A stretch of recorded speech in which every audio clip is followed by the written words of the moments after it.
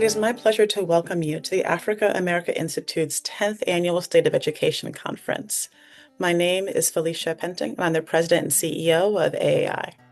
Over the years, we've explored questions of diaspora identity, the climate crisis and repair, and the future of African higher education through conversations with scholars, journalists, authors, practitioners, and policymakers. This year, in partnership with Howard University and Boston University, we follow a new path, the Gold Road.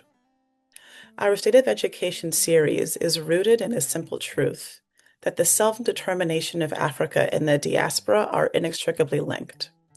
A rigorous generative understanding of Africa's history illuminates that connection.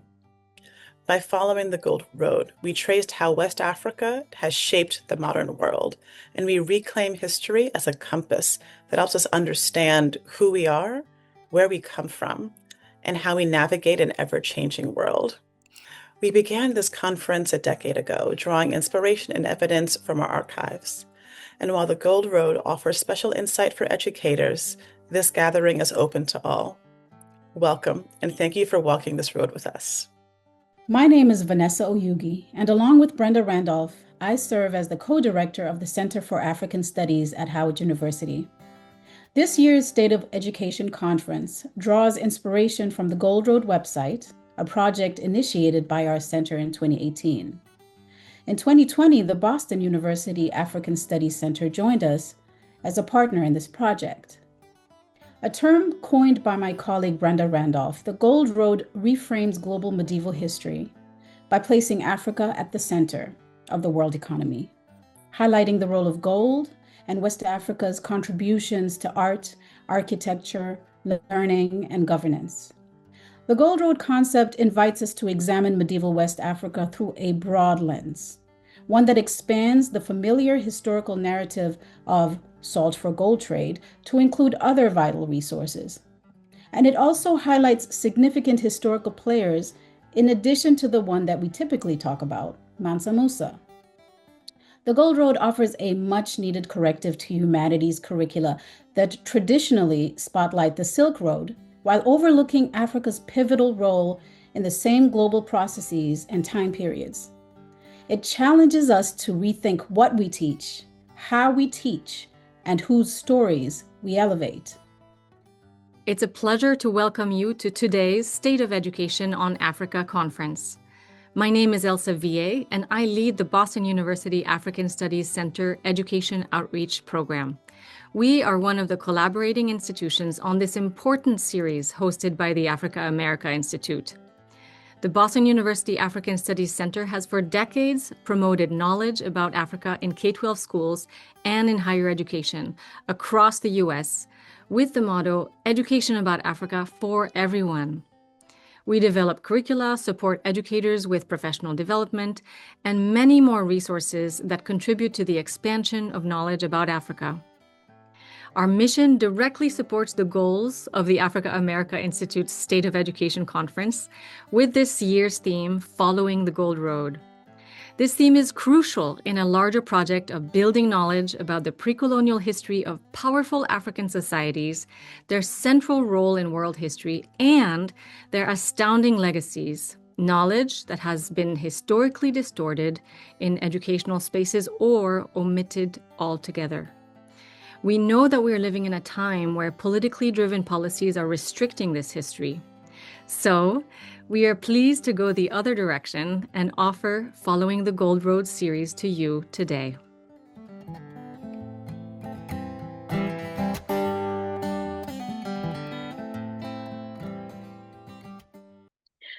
Hi, everyone. I'm Professor Sarah Guérin at the University of Pennsylvania, and I am going to get started this afternoon's session. First, I would like to thank everyone involved in organizing and facilitating today's event and the whole lecture series on following the gold route.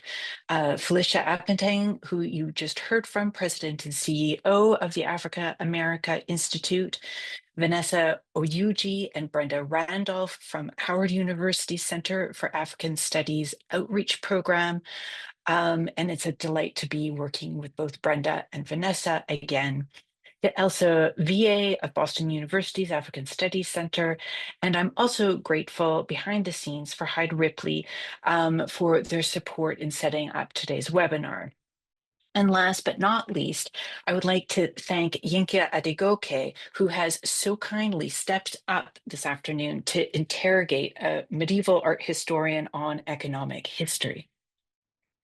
So in the last session, Professor Gomez spoke very broadly about the social and political complexion of West Africa, particularly in the Sahel region, across the period of about 250 years, of about 500 years, from 1100 to 1500, charting the formation of three important empires that's Ghana, Mali, and Songhai, as well as discuss the more important interactions of these polities with the broader world at that time.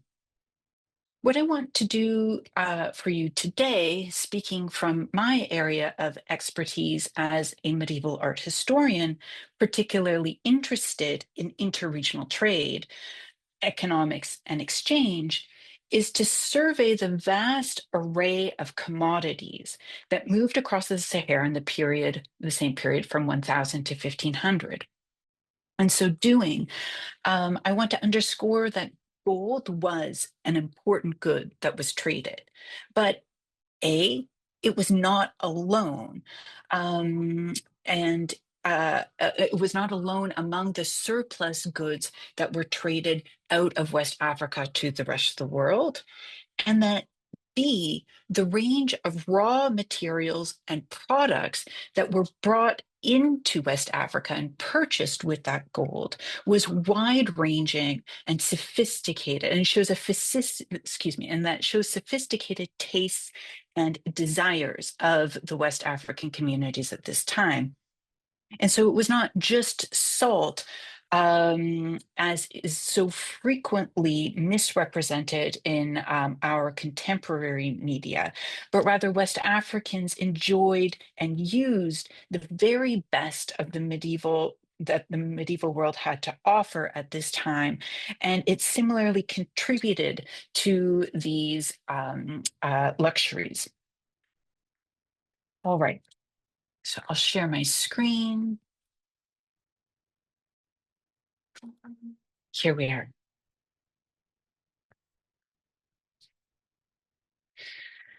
So towards the beginning of the medieval French romance, the Roman de la Rose, Guillaume de Loris described a marvelous garden of love, where apple trees grow pomegranates, nut trees grow nutmegs, and where almond, fig, and date trees flourish within cloistered walls. These fruits of the Orient were joined by every imaginable spice, good for cleansing the palate after a meal: cloves, licorice, zedouari, anise, cinnamon, and an exotic new spice called grains of paradise, graines de paradis nouvelles. Written in the third decade of the 13th century, Guillaume's poem marks one of the first instances this peppery seed related to the ginger plant is recorded in Western Europe. Also known as Melegueta pepper, Aphromomen melegueta remained an extremely popular spice at French and Burgundian courts for approximately 2 centuries.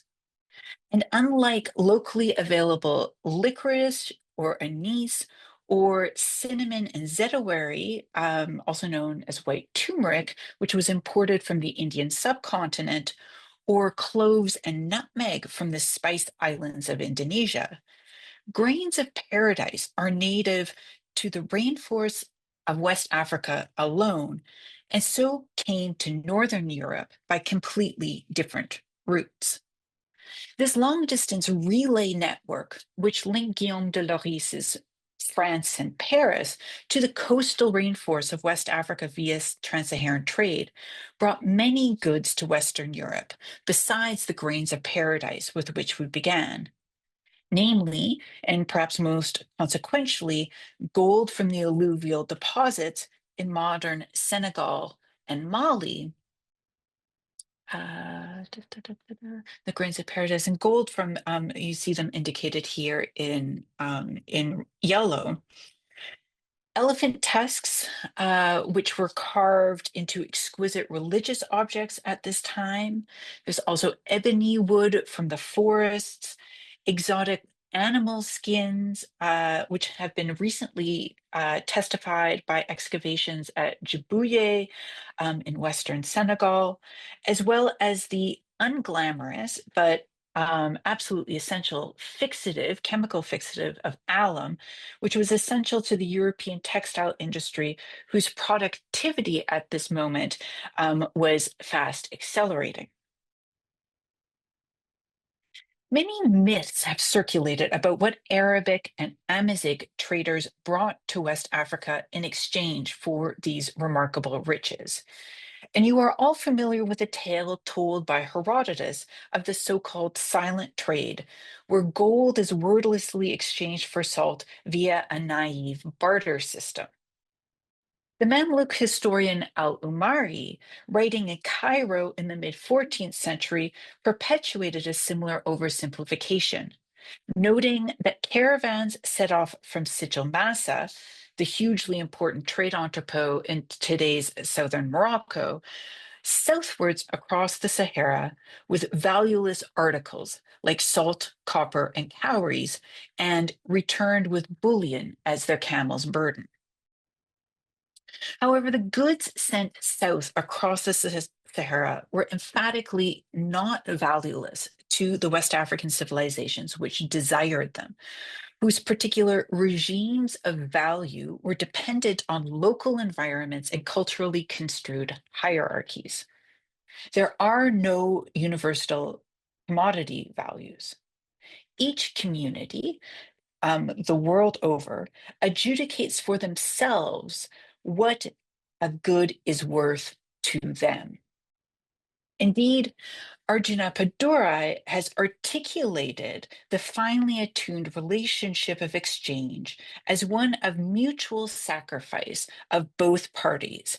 And he writes, one's desire for an object is fulfilled by the sacrifice of some other object, which is the focus of the desire of another. Such exchange of sacrifices is what economic life is all about.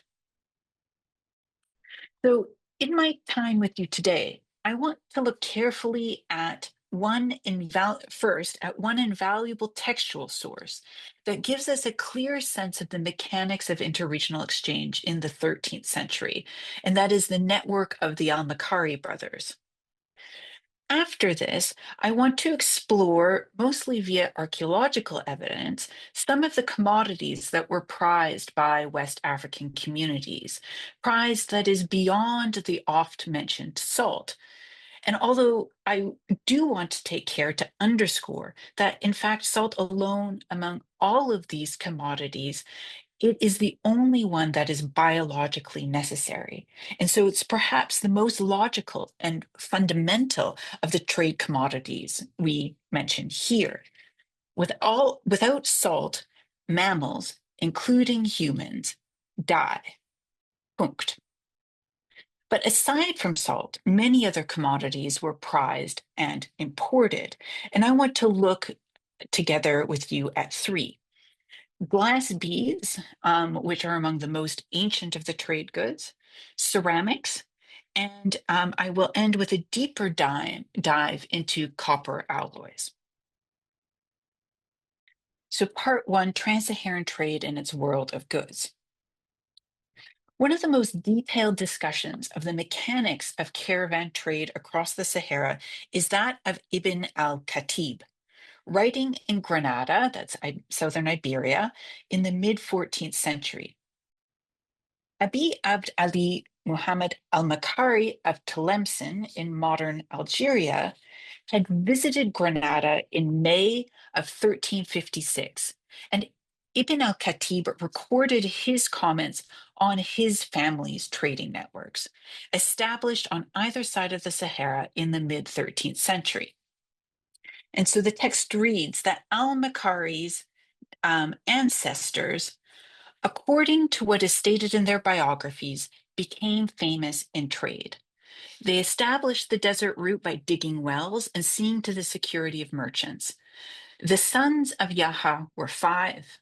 They made a partnership by which all had equal shares in what they possessed or might possess. Abu Bakr and Muhammad were in Tlemcen. Abd al-Rahman, who was their elder brother, was in Sijamasa.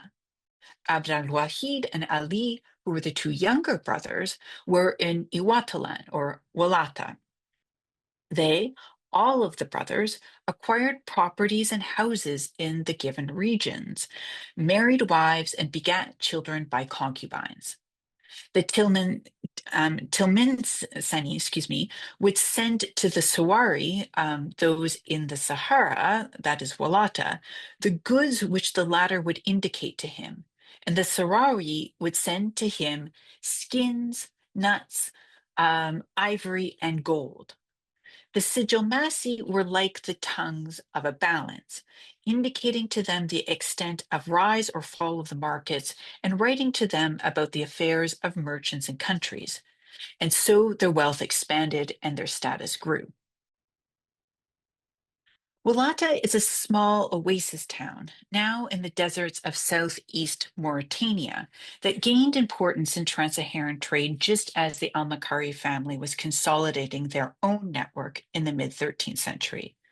Al-Umari described Walata as the farthest point of inhabited country after the grueling 1,500-kilometer trek across the desert from Sijilmasa. Ibn al-Khatib and the text of al-Umari cited earlier thus enumerate the standard commodities associated with medieval trans-Saharan trade. Gold, elephant ivory, skins, and joies, or nuts, but which I translate more precisely as grains of paradise. Other historical sources mention more goods, including indigo and ebony, and there were also, sadly, enslaved individuals included in these exchanges. But unfortunately, these lives are notoriously difficult to follow through the archaeological record. Although Al-Umari considered them valueless articles, the salt, copper, and cowries imported into sub-Saharan Africa were essential to the health, spiritual, physical, as well as economic of sub-Saharan communities. The importance of salt, especially in a hot climate, is incontrovertible, and there are few natural sources in West Africa. In fact, the paramount importance of this mineral might have provided the initial impetus for interregional exchange, including that went across the Sahara in the ancient world. The mines at Tagaza, Mali, the bed of an ancient salt lake, was a key source of both rock salt for the diet, as well as the mineral fixative of alum, which I've already mentioned was increasingly important for the Northern European textile industry. Tagaza is also, not coincidentally, almost exactly the midpoint on the Sijilmasa-Walata route. Copper, sometimes called red gold, came from mines not only within the Sahara itself, so Akujit, Mauritania, or Tessilit, Mali, but also from around the Mediterranean basin and, as we will see in closing, far beyond. Used in West Africa primarily for artistic and ritual purposes, um, uh, local communities vastly preferred the locally available iron for both weapons and tools. So copper was a ritual material that was brought in. Copper and its alloys have recently been shown by Laurence Guérin to have been valued for its spiritual malleability. In a number of sub-Saharan cultures, copper responds particularly well to secret technologies of the blacksmiths. Cowrie shells, a mollusk most prevalent in the Indian Ocean, were used as currency in many parts of the Islamic world, including West Africa. Their passage to North Africa via the Red Sea and Egypt, and thence to West Africa by trans-Saharan caravan, truly bespeaks West Africa's involvement in the world system. And I just want to quickly call attention here to Anna Hauer and Annalisa Christie's 2019 article, which definitively demonstrated that the cowries from the Ma'aden Ijafen find, on which I'll speak more later, definitively came from the species found in the Indian Ocean. And I've linked to this in the show notes. The trade of gold for cowries, therefore, I would encourage us to consider as an exchange of monetary instruments between distinct regimes of value. Rather than al-Umari's vision of an exploitative system in which mere trinkets are exchanged for pure bullion. And then to the salt, copper, and cowries traveling across the Sahara that we've just mentioned, we can add cloth, both luxurious silks and quotidian woolen wares alike. And today I will address glass beads, porcelain, and return to copper.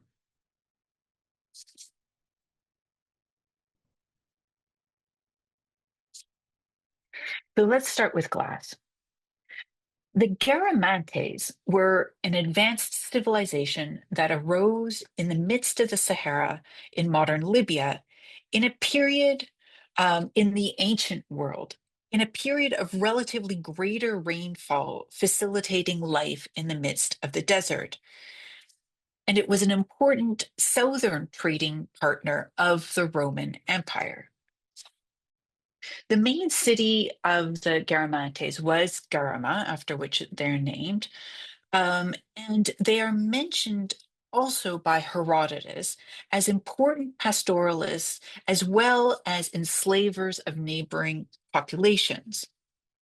And it's thought by archaeologists that it's enslaved laborers who are responsible for the extensive system of fogaras, which allowed irrigation in the barren landscape by tapping into groundwater for crops. And it's important to note that such technology and indeed the infrastructure laid by the Garamantes persisted across the centuries and permitted oases to flourish across the Sahara that thus supported trans-Saharan trade. So it's this kind of initial infrastructure that's laid down in the ancient period that continues to support trans-Saharan trade through the Middle Ages. However, around Garama, the groundwater was overtapped at this time and seems to have dried out or sometime in the 4th century. And this, with climate change, seems to have led to the demise of the civilization. Excavations at Garama were undertaken for decades under David Mattingly, and the results have been published in massive scholarly volumes through the early 2000s. What this research has revealed was a Saharan civilization closely integrated with both West Africa and the broader Roman world. One of the most telling categories of finds points to a secondary glass industry. That is the importation of glass, either as finished objects or the raw material or cullet, that is then melted down and reshaped on site.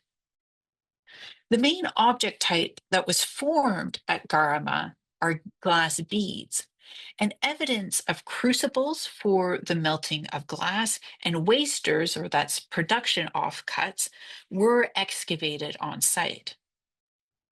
And so for me, this fact is extremely interesting when compared with other contemporaneous sites that have been excavated in West Africa. And most telling are the extensive beads found at the graves of Kisi in modern Burkina Faso, excavated and analyzed by Sonia Magnavita. These are both glass and semi-precious stones, namely alabaster and carnelian. And Magnavita further analyzed the chemical composition of the glass beads from Kisi and found that their signatures point to primary glass production of the Eastern Mediterranean. Excuse me, there's Kisi on the map, just south of the Niger River. And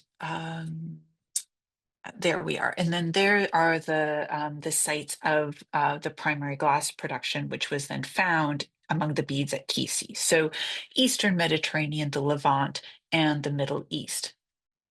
In other words, the major glass producing regions of the Roman world are found or witnessed here at Kisi. And whether or not the glass beads here had passed through Garama to find their way to the Niger River bend is uncertain, but it is extremely likely. In other words, that the beads themselves were formed at Garama before moving farther south. The beautiful carnelian beads, however, tell a complementary and interesting story.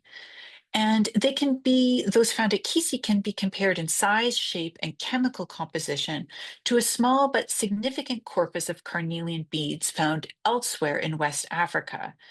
So I'm showing you here those from Derby Takashe in northern Nigeria, and at the bottom of the screen, beads from a megalithic site in Senegal.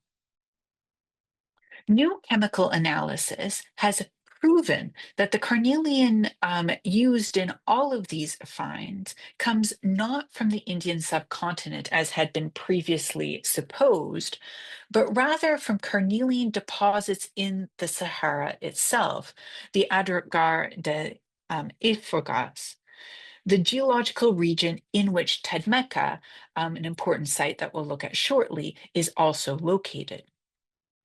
Not only are such beads found across West Africa, thousands of kilometers from their source, but carnelian offcuts of the same chemical signature are similarly found at Garama from the first centuries of the Common Era, signaling that the Garamantes, and this is important, were sourcing raw material from both the Mediterranean world and the Middle East and from much closer to home from the Sahara.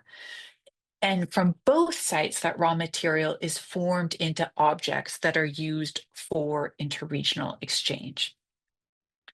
And I would underscore that the outstanding quality of such items is testified to by a near complete carnelian necklace that was excavated and is now obviously restrung from Garama itself, which gives you a sense of the tastes.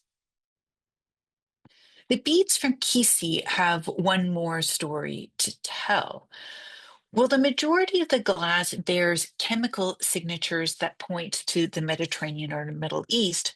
Two of these beads have a very rare high lime, high alumina chemical composition.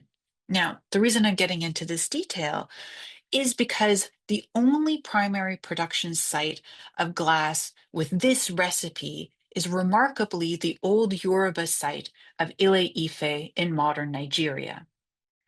Tunde Babalola has published extensively on the finds at Ile-Ife, and he has dated these to the 13th and 14th centuries. His findings conclude very convincingly that primary glass production developed endogenously, locally at Ile-Ife, meaning that the skilled technicians of the Okolun Grove, already famed for their terracotta and copper alloy sculptures, also invented a unique glass formula, relying on locally available materials to temper melted silica. That high lime, high aluminum glass was identified at Kisi from the first centuries of the Common Era, pushes back this key discovery by about a millennium, and then demonstrates that in terms of technologically advanced materials circulating in West Africa, and not just imported ones, we still have much to learn. It's a moving frontier of knowledge. So ceramics, or porcelain in particular. Sam Nixon's excavations at the site of Tedmeka in northern Mali have revealed a number of astonishing finds, and many of these were the focal points of the exhibition Caravans of Gold, Fragments in Time, curated by Kathleen Bickford-Berzock in 2019 to 2021. Perhaps the most enigmatic and unexpected is a 1.3 centimeter wide piece of porcelain from Jiangxi province in Sung Dynasty, China. The white paste porcelain, typical of that site, bears a bluish green glaze, which gives this porcelain Qingbei ware its mean, because Qingbei means greenish white. Like the piece of silk also found at Tedmeka, the very existence of this fragment of Qingbei ware in the Sahara from a 10th to 12th century context powerfully demonstrates the Western Sahel's connection to trade and circulation over extremely long distances. Although we cannot be sure what type of object the small sherd came from, the gorgeous array of extant Qingbei ware of exceptional quality certainly stirs the imagination as to the material culture of Tedmeka. But what is certain is that Tedmeka was integrated into the tightly knit Afro-Eurasian trade networks, which crisscrossed these three continents in this period. It is worth noting that this porcelain likely moved through the monsoon-driven trading systems of the Indian Ocean, thence up the Red Sea and the Nile, before moving westwards across North Africa by either land or sea, where it was then included in a caravan that headed southbound again across the Sahara. Research on alternative routes, that is east-west routes across the African savannas linking the Nile or the mercantile-oriented Swahili coast with Central and West Africa, is still in its nascent stages, though it may eventually prove a more direct itinerary cross-country.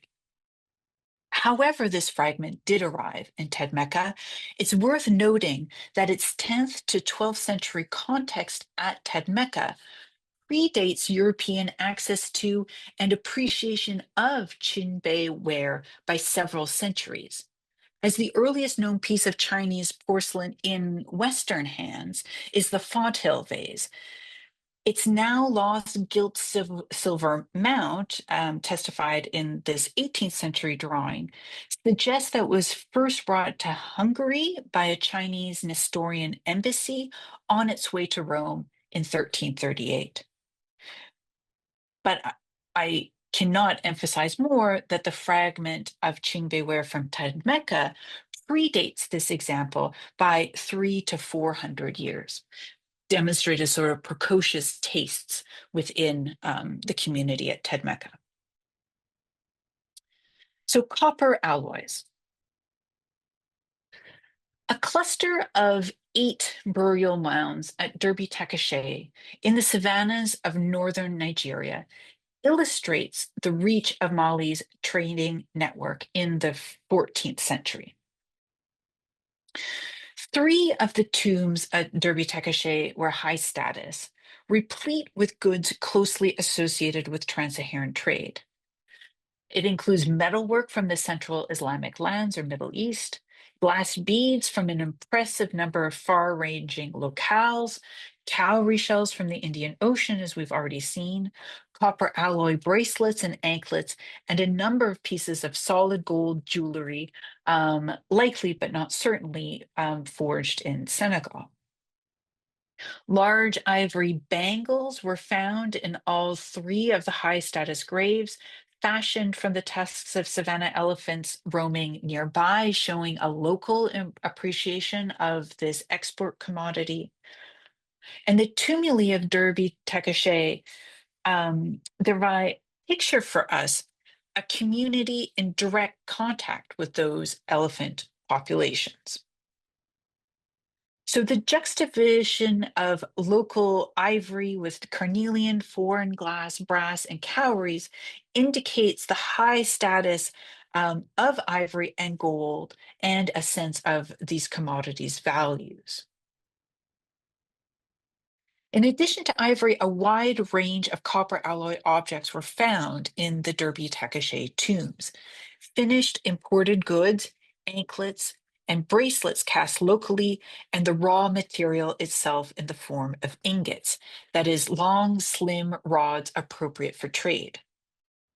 3 brass ingots were found with the male individual from tomb 5.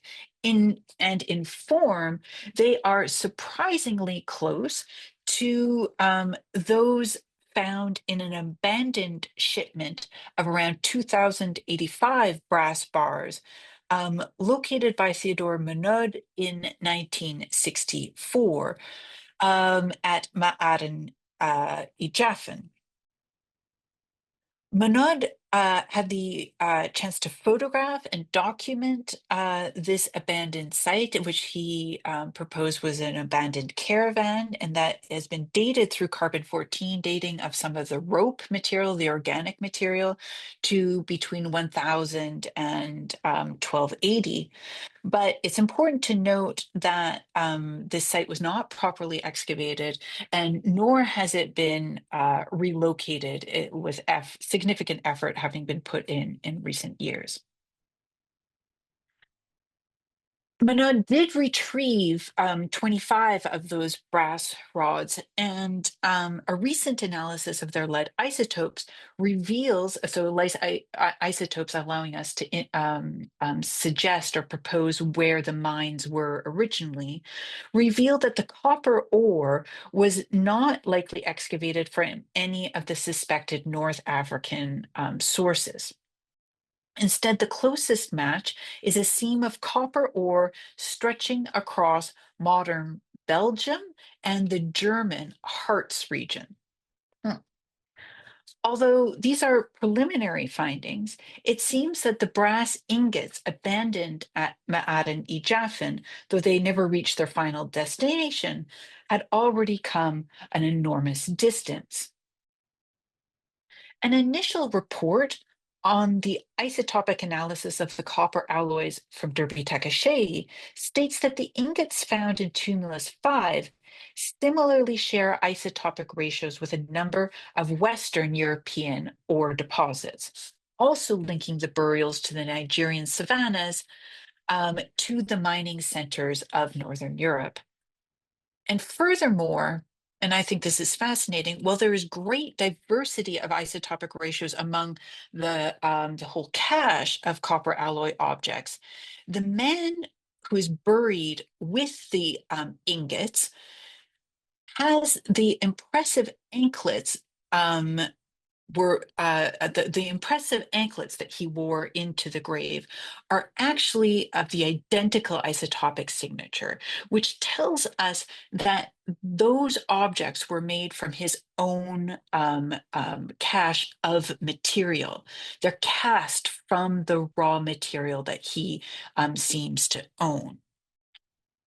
And so for this individual, for whom the brass trade, I would argue, was clearly important and whose identity it must have defined and shaped, had these objects fashioned or fashioned for him from the materials of prestige trade to accompany him into the afterlife. The local and the foreign, the elephant ivory around his wrists and the European copper around his ankles both expressed his status and identity within his community. The technique of lost wax casting that's used for such items as the brass anklets from Derby Takeshe appears to have been an independent indigenous development among the kingdoms of the Niger River Delta in modern Nigeria. Arguments about the origins of the technology played out around the remarkable finds of Igbo Ukwu near the mouth of the Niger River, including some 685 objects in copper and bronze, in addition to thousands of glass beads, terracotta sculptures, cowrie shells, and other regalia, which had been dated to between the 8th and the early 11th centuries. Not only do these artifacts stand witness to highly sophisticated artistic traditions, the analysis of the Igbo Ukwu bronzes reveals two significant sources for the copper ore. First, perhaps found in the earliest of these pieces, was identified with relatively local ore deposits in modern-day Nigeria along the Benue Rift. A second source, observed perhaps in slightly later bronzes, is from the North African copper deposits in Tunisia and Algeria, and thus products of trans-Saharan trade. At Igbo Ukwu, therefore, lost wax casting was first practiced based on regionally available indigenous resources. The subsequent success of this art form in further generations and the increased desire for its products evidently surpassed locally available resources, encouraging long distance interregional trade. And the impetus for these networks thus came from an endogenous development at Igbo Ukwu, I would argue. Thurston Shaw, who excavated the sites of Igbo Ukwu, suggested that this long distance trade was largely balanced by leveraging locally available elephant tusks to obtain desired goods. And it's worth noting, in fact, that two tusks have also been excavated from this site. In the 13th and 14th century, so some centuries later than Igbo Ukwu, the Yoruba kingdom of Ife was flourishing in the forest zone of the Niger River Delta. Ife is known today for its, so here it is on the map, and it's known today for an astonishing group of naturalistic lost wax cast copper alloy heads that were unearthed in the palace compound of the Oni or ruler of Ife in 1938.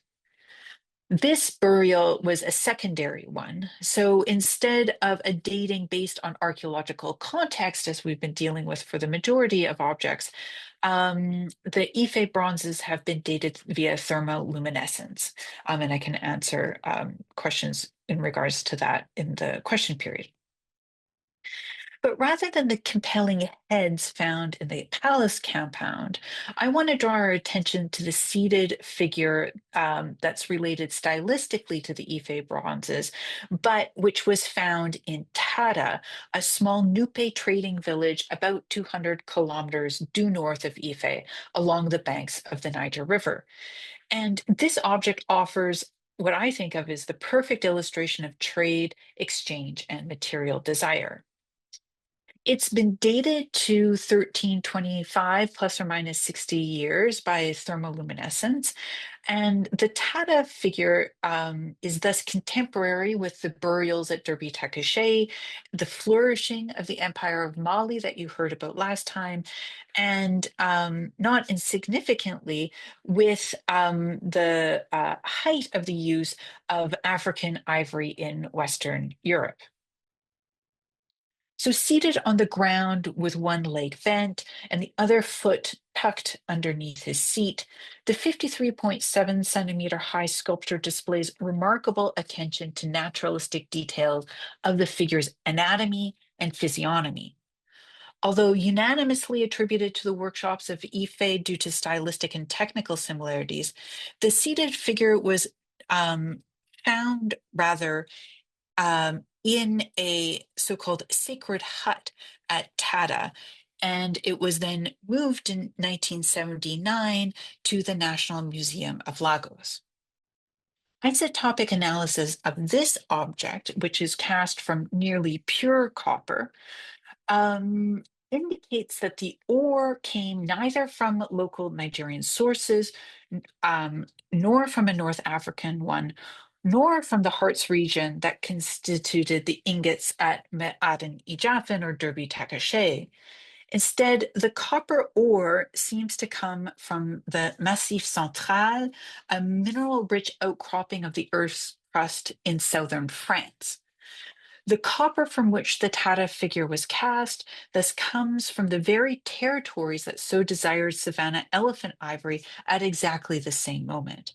Elephant tusks that were in turn carved into figures for Christian worship. For example, the Abbey of Frigolet, 70 kilometers or about 2 days' journey from the southern limits of the Massif Central, had an ivory virgin and child just at this time. These two communities, therefore, Frigolet and Tara, can therefore be posited, I would say, as being in a mutually dependent chiastic relationship, each providing for the other raw materials for the production of ritually important figural sculpture. They can be seen materially and artistically as equal partners in an exceptionally long distance intercontinental trade network, and they were therefore an exchange of sacrifices. So, thank you.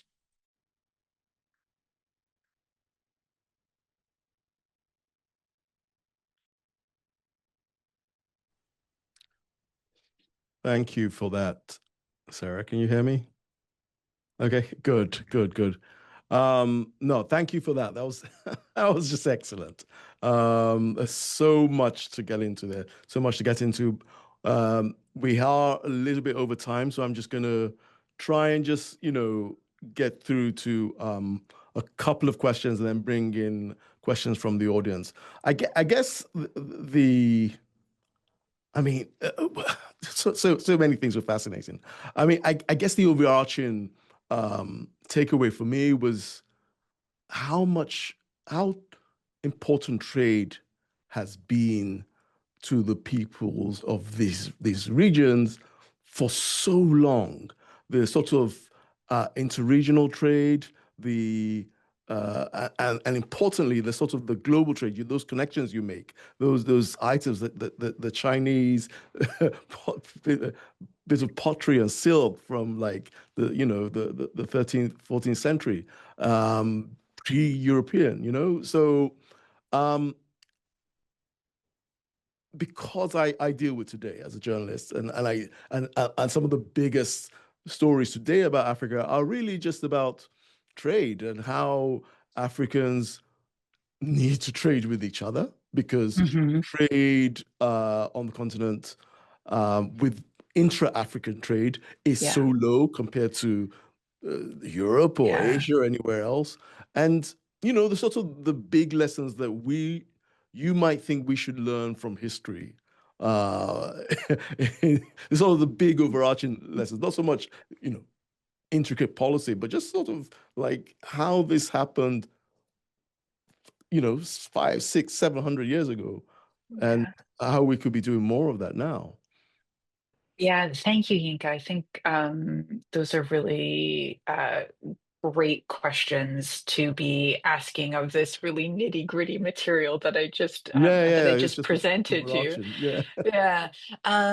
And I love that you bring up the importance of inter regional intra yeah, trade, right? Instead of always thinking of selling. Africa Yeah, to the rest of the world, which from the period just after that, the one that I was looking at predominantly with European colonial interventions within West Africa, that really became the model of a kind of an extractive colonialism, taking the extraordinary resources of Africa and bringing that wealth elsewhere, right? Whether that is the mineral wealth or if it's yes, the wealth of human labor that was violently removed. yes, yes. So I think kind of one thing for me that's really important is examining a model, a historical model, where that European or external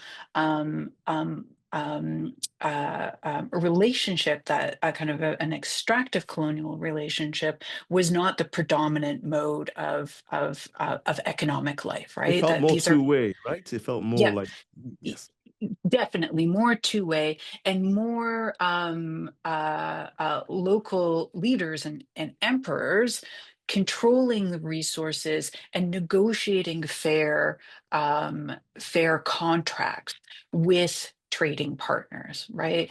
To get the goods that are needed by their communities, and that these are both the essential ones for clothing, for the importance of salt, of course, as biologically necessary, as I kind of tried to make that point, but for luxuries too, for Yes. participating in kind of a global courtly culture, that the same wares are on the table in Tedmecca as they are in Europe.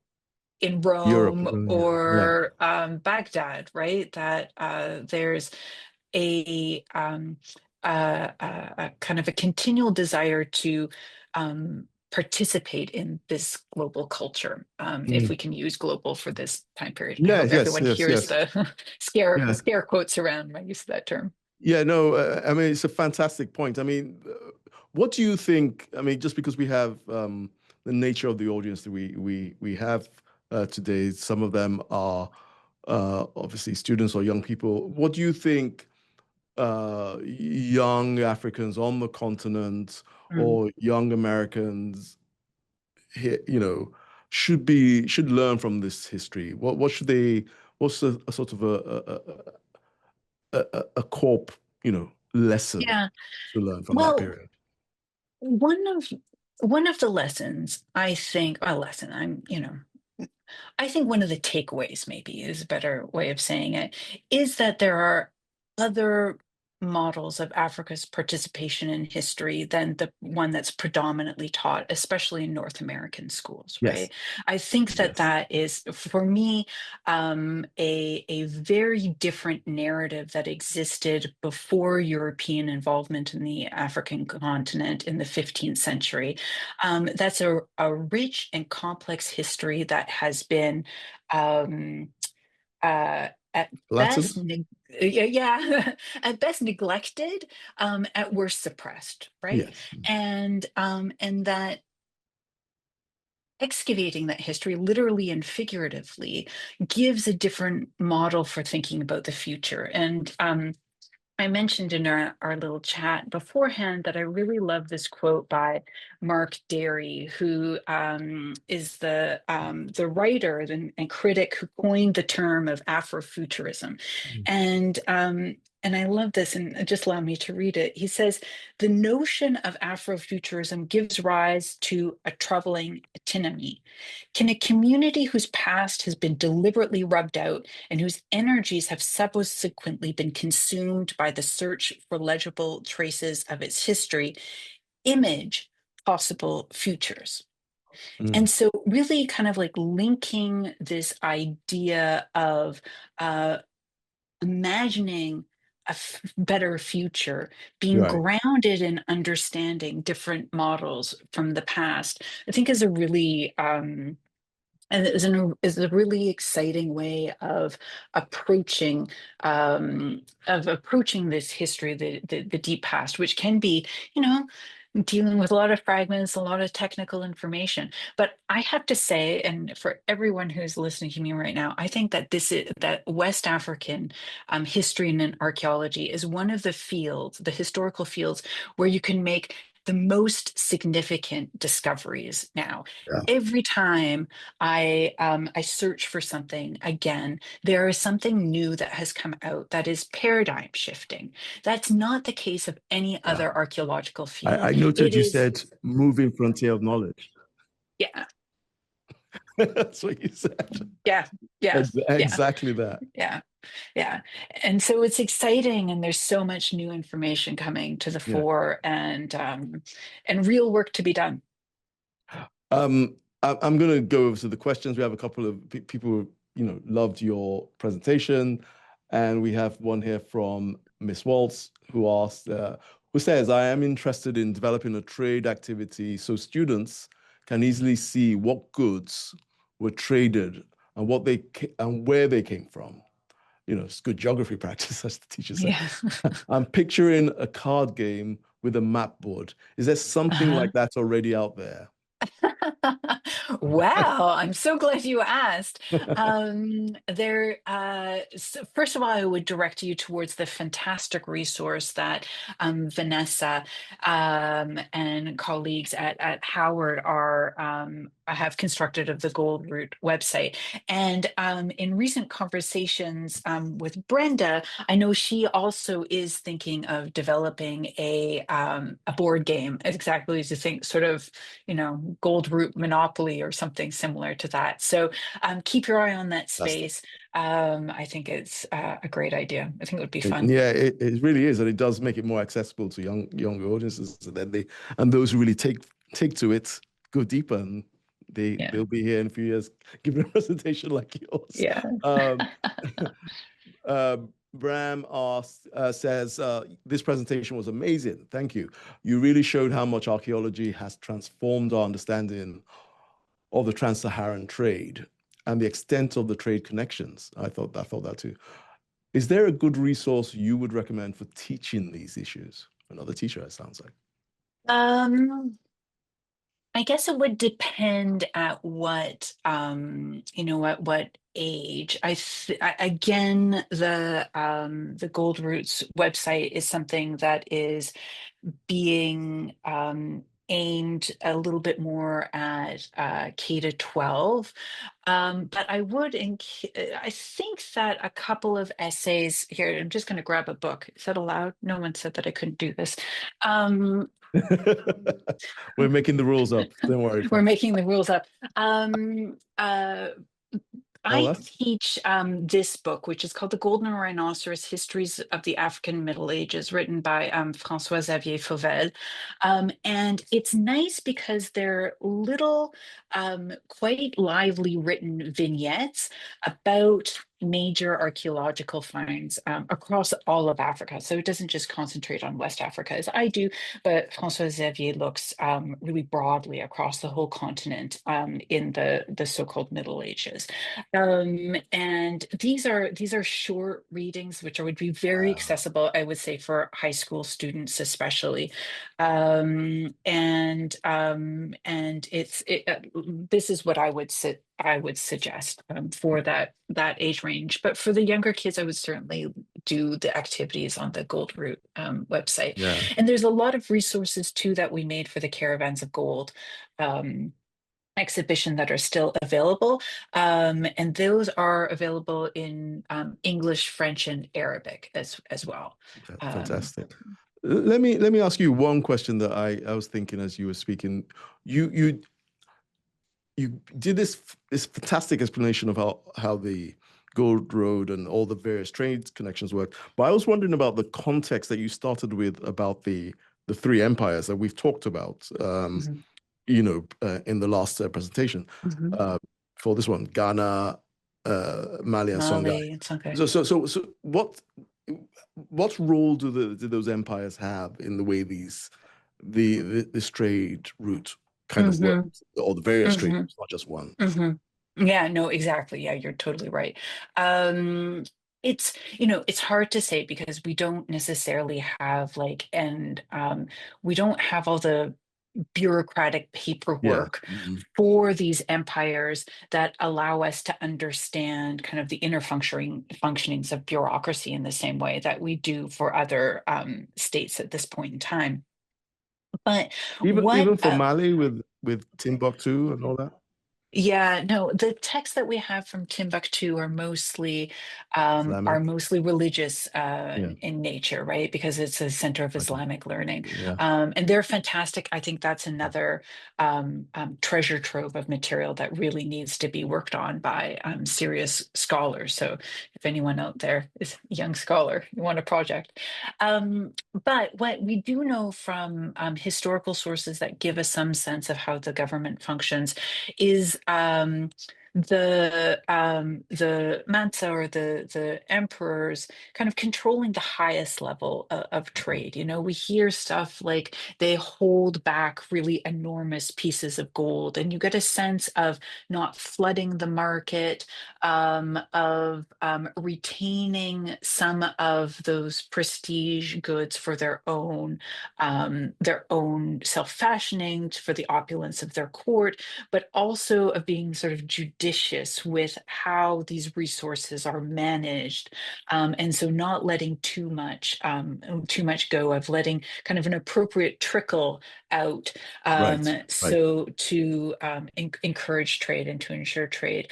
The sources tell us too about, interesting, vis-a-vis the Islamification of West Africa, Hmm. that there was a concern that if the regions where there were gold fields became Islam, that the local gods would be upset, and so the gold would dry up. So they purposefully did not convert these regions.